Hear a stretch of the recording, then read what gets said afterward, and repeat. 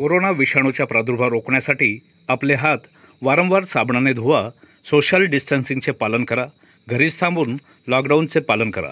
आपल्यासाठी, आपल्या कुटुंबीय व गावकऱ्यांच्या जीवन रक्षणासाठी शासन प्रशासनाच्या निर्देशाचे पालन करा, अशी तमाम नागरिकांना सत्य न्यूज यूट्यूब चॅनलच्या वतीने विनंती। संपादक निलेश कुमार दुबे, सत्य न्यूज। सतत दुसऱ्या दिवशी प्रशासनातर्फे बिहारला जाण्यासाठी 2 विशेष रेल्वे गाड्यांची व्यवस्था करण्यात आली। या गाड्यांनी अररिया येथे 1210 आणि पूर्णिया येथे 1290 नागरिक आपल्या गावाकडे रवाना झाले। कालप्रमाणे आजही चोख पोलीस बंदोबस्तात सोशल डिस्टन्सिंगचे काटेकोरपणे पालन करण्यात आले।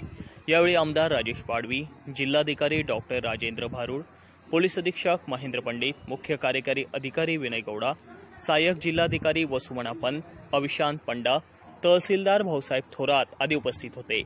रेल्वेने गेलेल्या नागरिकांमध्ये नवापूर, शहादा येथील मजूर व अक्कलकुव्याच्या जमिया संकुलातील आणि शहादा येथील एका संस्थेतील विद्यार्थ्याचा समावेश होता। सकाळपासून विविध वाहनाने या सर्वांना रेल्वे स्थानकात आणण्याची व्यवस्था करण्यात आली होती। 2 व्यक्तीत विशिष्ट अंतर ठेवून त्यांना रेल्वे गाड्यात बसवण्यात आले। प्रत्येकाच्या चेहऱ्यावर मास्क लावणे बंधनकारक करण्यात आले होते। कल्पेश राजपूत, सत्य न्यूज, नंदुरबार।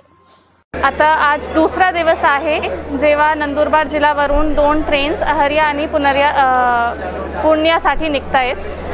काल 2 ट्रेन सहरसा आणि दरभंगासाठी निघाली होती। आता लॉकडाऊन झाल्यामुळे काही विद्यार्थी अक्कलकुवामध्ये जामिया इन्स्टिट्यूट आहे तिथे अडकलेले होतं आणि त्याच्याशिवाय शहादा आहे, नवापूर आहे, तिथे MIDC एरिया आहे आणि फॅक्टरीजचा एरिया आहे, तिथे पण काही मजदूर बिहारचे अडकलेले होते।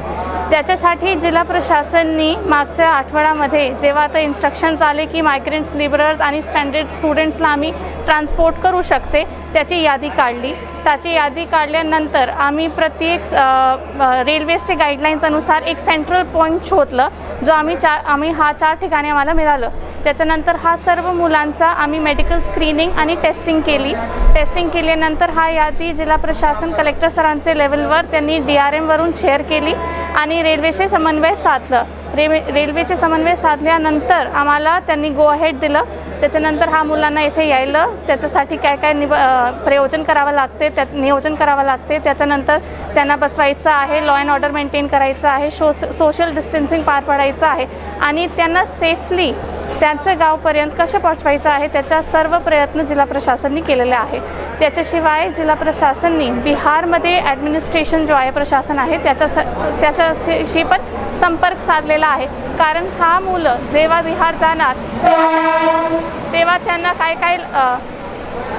त्यांना काय मेडिकल सर्टिफिकेट्स किंवा कुठला डॉक्युमेंट्स त्यांना पाहिजे आणि त्याचा ॲड्रेस काय आहे, हा सर्व डिटेल्स पण आम्ही बिहार जिल्हा प्रशासन जो आहे त्याच्याशी शेअर केलेला आहे। हा सर्व गोष्टी करताना कोऑर्डिनेशनचं खूप समन्वय करावा लागला।